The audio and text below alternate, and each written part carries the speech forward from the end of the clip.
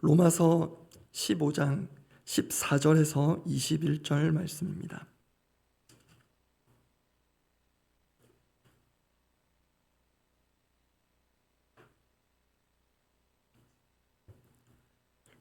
로마서 15장 14절에서 21절 말씀입니다.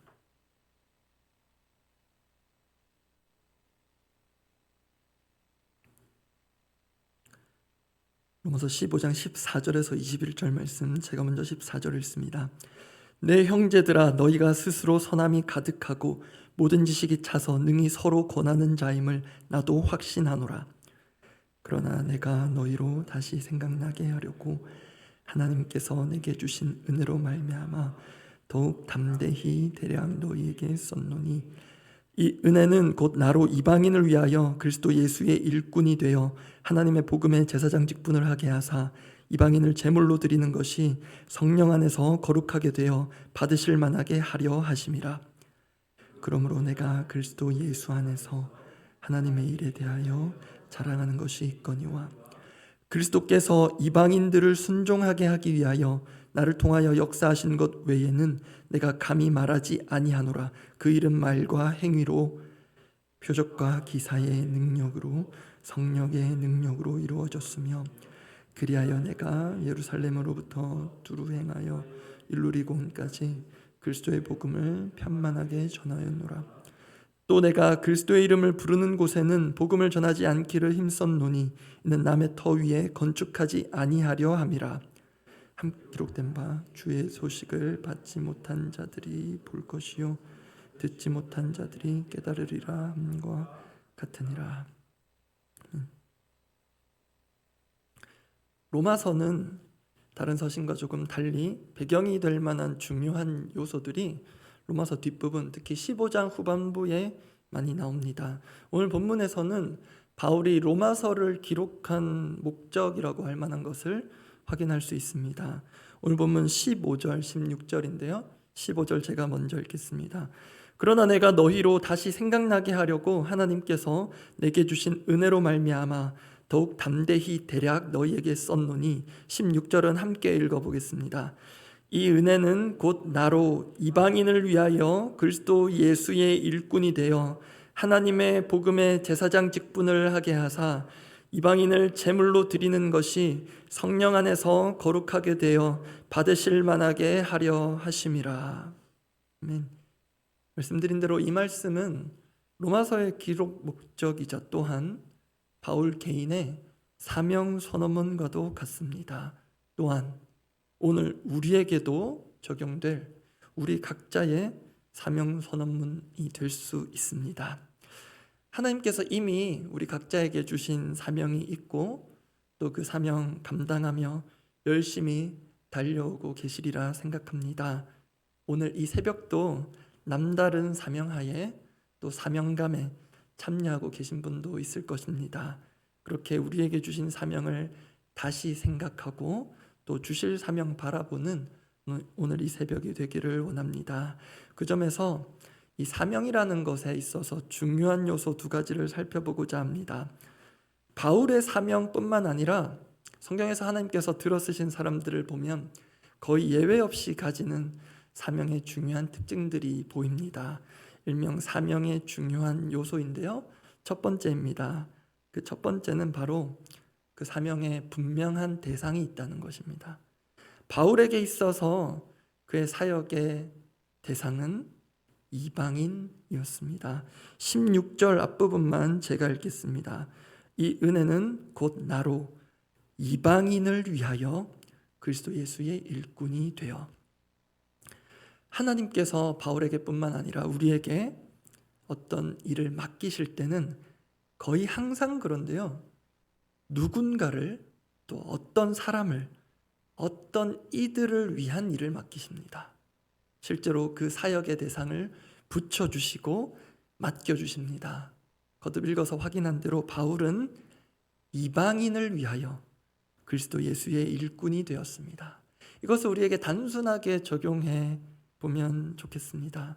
우리 각자에게도 분명 하나님께서 맡기신 이들, 맡기신 영혼들이 있을 것입니다. 그분들을 떠올리면서 16절 이 앞부분을 속으로 다시 읽어본다면 이 16절 앞에 있는 이방인이라는 자리에 주님께서 우리 각자에게 또는 우리 교회에 맡기신 이들을 떠올려서 읽어보면 좋겠습니다. 여러분은 속으로 읽으시고요, 제가 대표로 소리내어 읽겠습니다. 16절 앞부분만 제가 다시 읽습니다. 이 은혜는 곧 나로 이방인을 위하여 그리스도 예수의 일꾼이 되어. 제가 한 번 더 읽어보겠습니다. 이 은혜는 곧 나로 청소년들을 위하여 그리스도 예수의 일꾼이 되어. 그렇게 읽으면 이 구절은 우리 각자의 사명 선언문이 될 것입니다. 그런데 이 사명 선언문, 바울은 은혜라고 시작합니다. 이것이 은혜인 이유가 있습니다. 아시겠지만 바울의 일생을 보시면 이방인을 위한 그리스도 예수의 일꾼이 되기로 그가 어렸을 때부터 결단하고 서원하고 그렇게 준비하며 살아오지 않았습니다.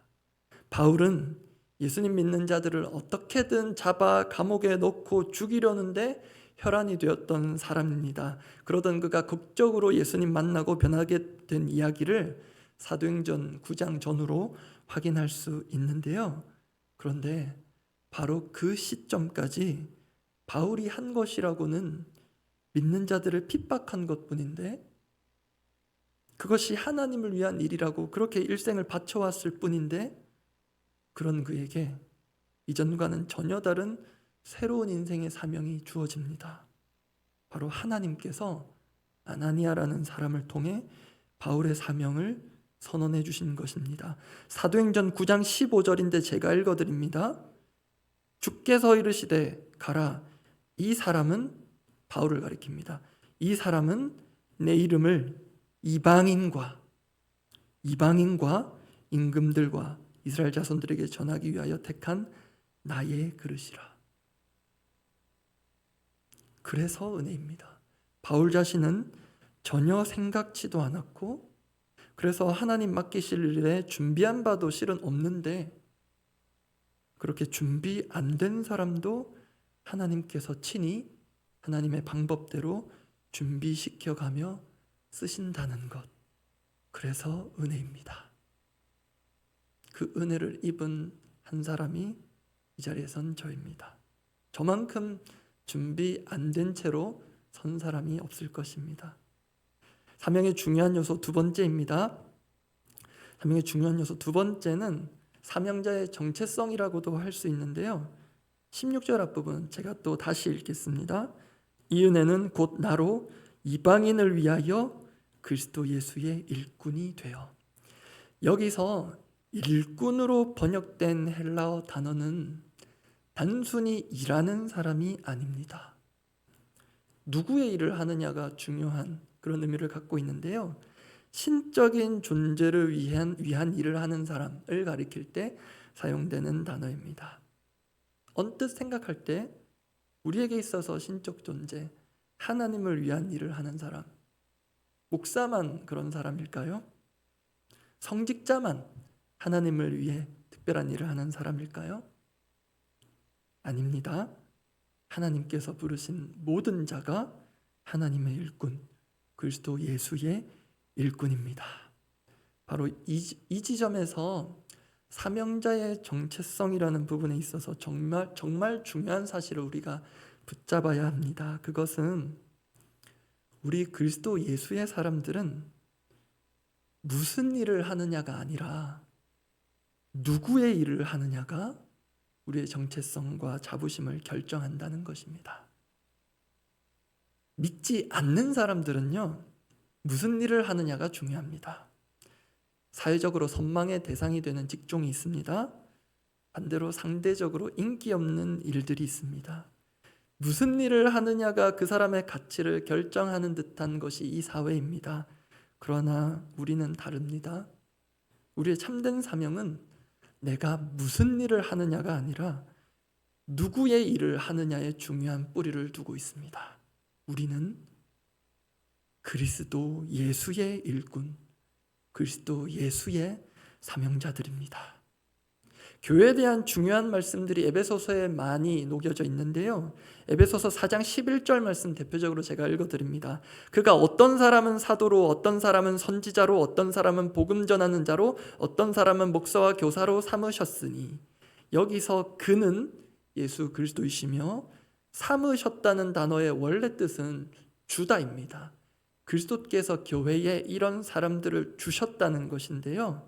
그리스도께서 교회에 각 사람에게 각 사명과 사역들을 주셨다는 것입니다. 그렇기 때문에 교회에서 모두가 그리스도께서 주신 일을 하며 그리스도께서 그렇게 세우신 사람들이라는 것, 그것이 우리 사명자 모두의 중요한 정체성입니다. 그렇기 때문에 나는, 여러분들은, 우리 모두는 그리스도께서 맡기신 일을 하고 있는 사람들입니다. 누군가는 찬양으로, 누군가는 미디어로, 안내로, 카페에서 서빙으로, 보이지 않는 곳에서 땀 흘리며 청소로, 또 교회에 국한할 필요 전혀 없습니다. 직장에서, 가정에서, 학교에서, 곳곳에서 나는 그리스도께서 보내신 곳에서 그리스도께서 맡기신 일을 하는 사람입니다. 그것이 우리 사명자의 중요한 정체성입니다. 말씀 정리하겠습니다. 사실 오늘 말씀 준비하면서 처음에 전하고자 한 메시지는 말씀드린 이런 내용들이 아니었습니다. 그리고 준비한 부분들 내일 또 말씀드릴 수 있을 기회가 있을 것 같은데요. 오늘 말씀 정리하다 보니 사명에 특별히 집중하게 하셨습니다. 특히 두 번째로 말씀드린 이 정체성에 방점을 주셨습니다. 우리 모두는 그리스도 예수의 일꾼이라는 것.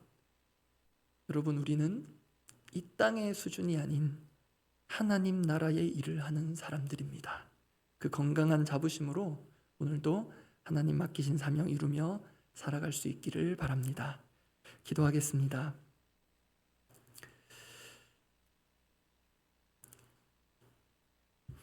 오늘 다 다루지는 못했는데요. 이방인을 위한 사명을 맡긴 그 바울의 그 사명을 좀 더 살펴보면 그의 사명 선언문을 조금 더 붙여서 이렇게 말할 수 있습니다.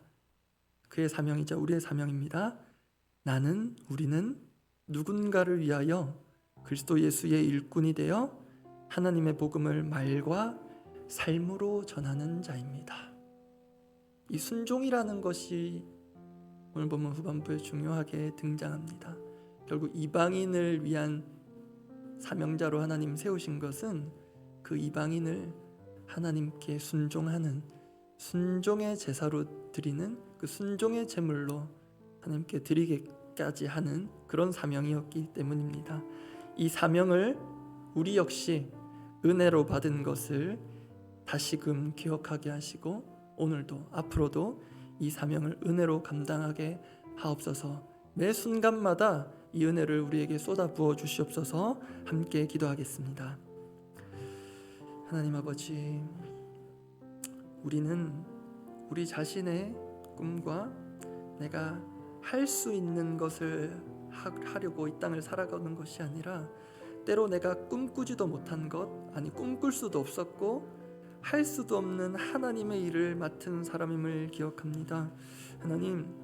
하나님께서 우리에게 지금도 분명히 붙여주신 영혼들이 있고 붙여주신 사람들이 있는데, 혹은 하나님께서 내게 맡기신 이들이 누군지 잘 모르겠는 사람들이 있다면 주님 알게 하시고 보게 하시고 붙여주시고 그들을 위한 사명 주십시오. 그들이 우리의 가족입니까? 또 영적 가족입니까? 이 지역의 사람들입니까? 내 직장의 사람들입니까?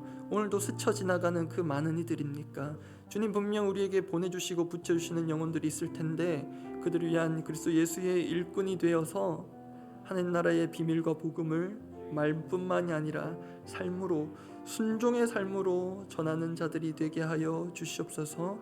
이것이 우리 모두에게 주어진 사명으로 받고 특히 이것이 우리에게 은혜로 주어졌음을 기억하고 그 은혜로 감당하는 우리 모든 사명자들 되도록 주여 은혜를 더욱 베풀어 주시고 부어 주시옵소서.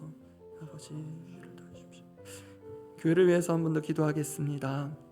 우리 각자에게 주신 사명이 분명히 있고요. 또 우리 각자를 하나님 공동체로 불러주셨기 때문에 공동체, 우리 더사랑교회 주신 사명이 분명히 있을 것입니다. 이미 담임 목사님 통해 하나님께서 우리 공동체 가운데 선포해 주신 말씀 가운데도 들어있는데요. 우리 더사랑교회 주신 사명들 또한 지금 화이트보드에도 각양각색으로 붙어있기도 합니다. 거기에 담겨있을 우리 교회 주신 하나님 사명에 우리 모든 성도들이 한마음으로 동참할 수 있도록 한마음 한뜻이 되어 우리 교회 주신 사명들을 감당할 수 있도록 우리 교회를 위해서 기도해 주시고요.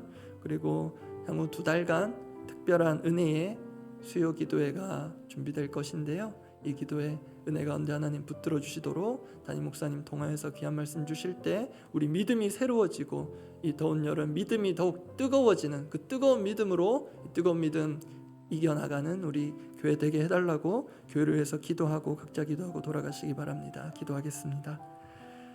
하나님 아버지, 이 교회에도 하나님 분명 우리가 함께 믿음으로 받고 함께 이루어갈 사명이 있음을 기억합니다. 이미 그 사명 주심을 감사합니다.